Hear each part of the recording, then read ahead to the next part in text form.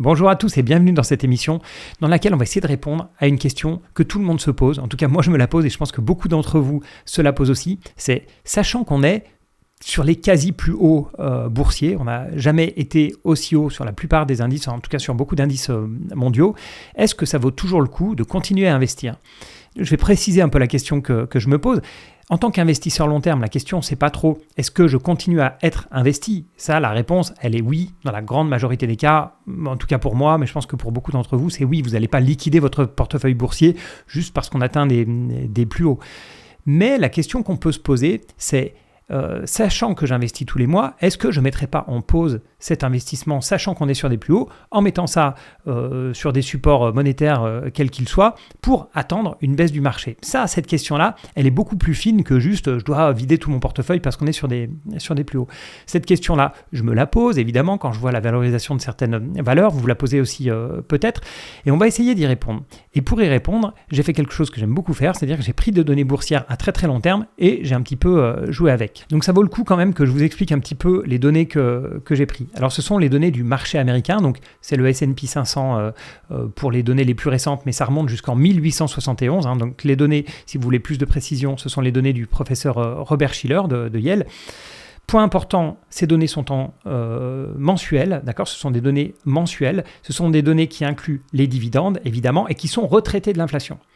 Donc ici, quand je parle de plus haut, je parle plutôt de plus haut d'un portefeuille, retraité de l'inflation, plutôt que vraiment des plus hauts sur indice. Alors on est d'accord, c'est très très proche, mais il y a quand même une petite subtilité parce qu'on est passé depuis 1871 par des périodes de déflation, par exemple. Et donc une période de déflation va avoir tendance à faire monter la valeur réelle d'un portefeuille, même si l'indice reste constant. Voilà pour la petite prévision.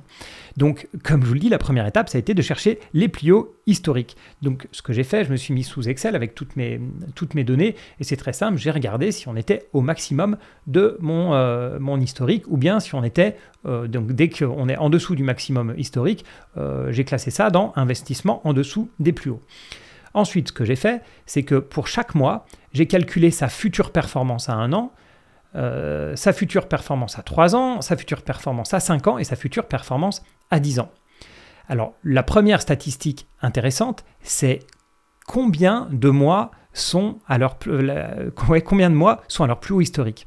Et la réponse peut paraître plutôt élevée, puisque dans 24% des cas, on va arrondir à un quart, dans un quart des cas, nous sommes à un plus haut historique. Ça veut dire que sur 12 mois, on est à 3 mois en moyenne à un plus haut. Alors évidemment, on ne peut pas raisonner comme ça, parce que les plus hauts ont tendance à se suivre.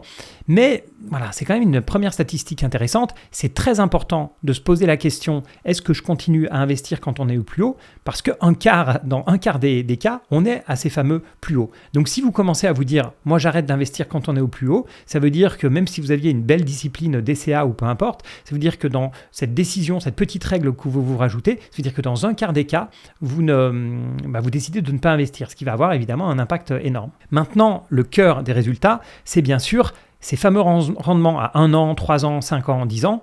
Est-ce qu'ils sont meilleurs si on investit au plus haut ou si on investit en dehors des plus hauts ? J'ai fait simple, honnêtement, j'ai voulu juste les plus hauts et les autres mois.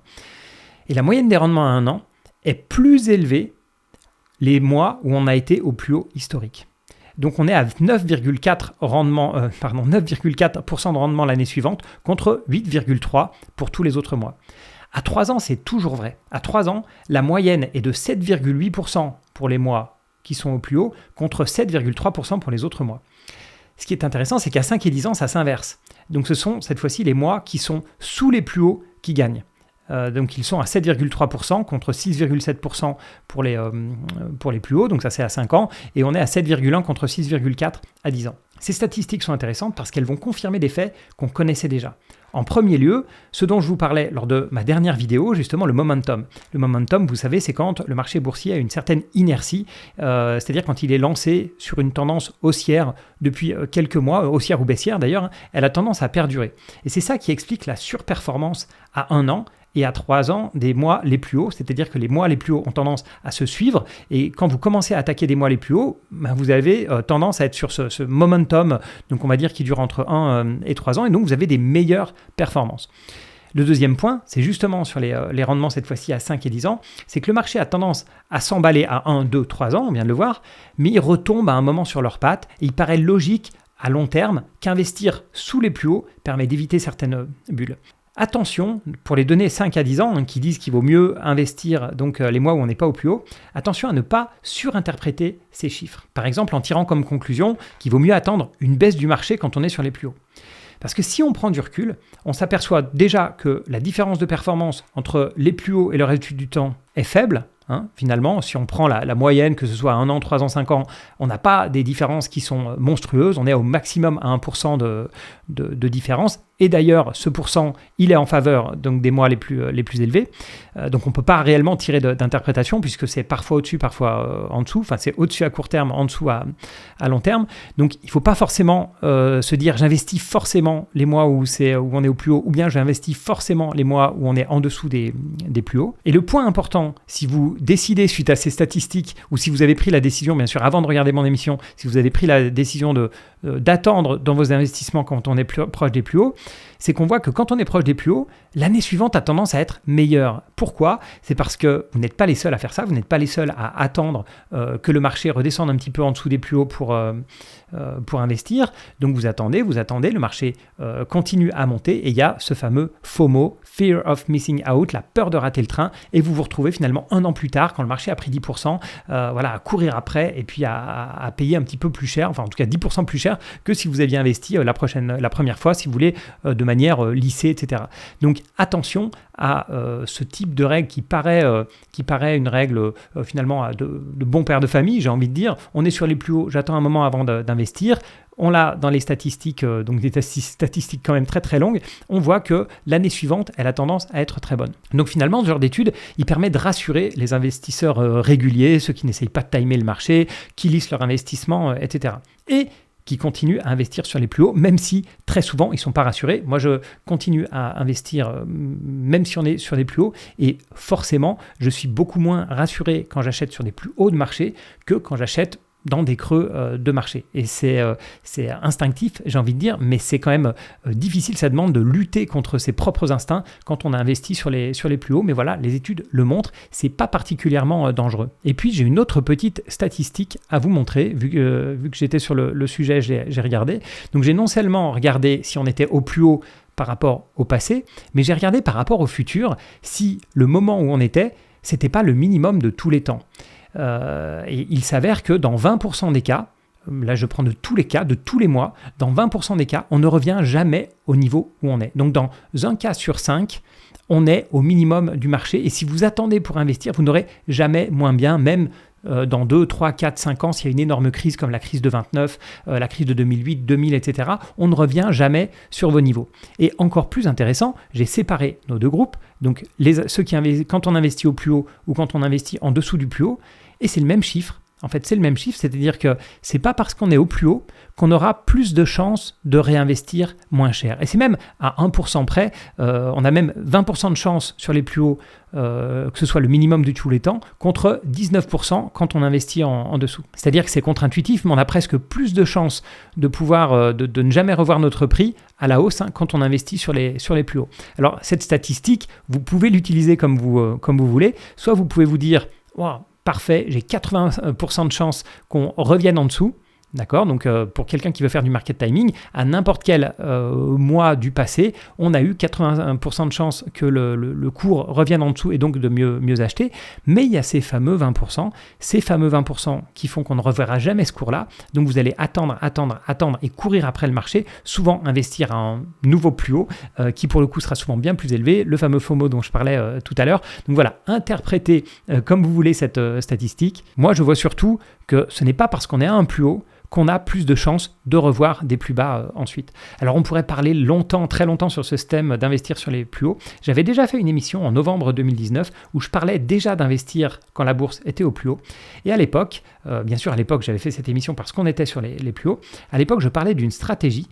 J'avais parlé d'une stratégie qui avait été développée par Meb Faber qui consiste à n'investir en actions que quand on est sur les plus hauts et à investir en obligations le reste du temps. Donc vous voyez, dès qu'on fait un nouveau plus haut, paf, on bascule sur les actions, on reste sur les actions tant qu'on est un nouveau plus haut, et puis dès que ça rebaisse, en fait, on vend et on met sur les obligations. Cette stratégie a bien marché, elle a bien marché pendant quasiment 150 ans, jusqu'au moment, enfin je crois que les études étaient faites à partir de 1920, donc ça a marché quand même une centaine d'années, jusqu'à récemment, et notamment jusqu'à 2020-2021, enfin 2021 exactement. Pourquoi ? Parce qu'on a vu un désastre sur les obligations, donc c'est pas la partie action qui a fait mal, c'est pas le fait d'investir dans des actions pendant les plus hauts, le souci ça a surtout été de tout mettre en obligation dès qu'on est en dessous des plus hauts. Voilà, je trouvais ça intéressant de faire un petit update sur cette stratégie qui, à l'époque, en tout cas, marchait beaucoup mieux. Donc, je vous rappelle, stratégie, on est sur les actions. Dès qu'on est au plus haut sur les actions, on passe en obligation autrement. Donc, en 2019, quand l'étude avait été faite la première fois, on avait un rendement qui était meilleur qu'être purement investi sur les actions, avec une meilleure volatilité, avec une perte maximale plus faible, etc. Donc, ça cochait un peu tout. On avait un meilleur rendement pour un moindre risque. Donc, je trouvais ça intéressant. Mais moi, ce qui m'intéresse ici, c'est vous. Qu'est-ce que vous faites réellement, concrètement ? Sachant qu'on n'est pas loin des plus hauts, est-ce que vous avez le cran de continuer à investir, je ne sais pas si vous le faites tous les mois, toutes les semaines, tous les ans, peu importe, ou est-ce que vous avez cette tendance qui est très naturelle, même si elle n'est pas réellement rationnelle, est-ce que vous avez cette tendance à rester sous-investi pour mettre de l'argent plus tard? Est-ce que ça vous a plutôt réussi ou au contraire, est-ce que vous vous êtes retrouvé à courir après le marché? Mettez-moi ça en commentaire, ça m'intéresse beaucoup. Alors évidemment, et je pense que certains puristes me le reprocheront, c'est très basique comme approche. J'ai vraiment fait quelque chose de très très simple sous Excel, mais parfois le simple est le mieux. Et je trouve que ça donne des pistes. En tout cas, moi, ça me donne des pistes, ça me rassure dans la discipline que j'ai mis aujourd'hui au point et que j'applique depuis des années. Donc j'ai peur, mais je reste discipliné. Donc je continue à investir tous les mois malgré les plus hauts, et en tout cas à long terme ça marche. Et surtout si vous décidez de garder de l'argent de côté pour investir plus tard, ayez de la discipline, parce que c'est typiquement des questions que je ne veux pas me poser, c'est-à-dire à la prochaine baisse de 2, 3, 5, 10%, je ne veux pas me poser la question est-ce que le marché est trop, pas assez haut, etc. Pareil à la hausse. Donc moi je dors beaucoup mieux en fait avec ce type d'approche, mais ça m'intéresse énormément de connaître les vôtres, donc mettez-moi ça en commentaire. Voilà, merci à tous pour votre soutien, merci à tous ceux qui m'ont mis des notes sur le podcast, j'en demande souvent, mais parce que j'ai moins de visibilité sur les auditeurs podcast, donc si vous aimez ça, et ça aide bien sûr pour le référencement, si vous aimez le podcast, mettez 5 étoiles sur la plateforme de votre choix, c'est super sympa. Voilà, merci à tous et à bientôt.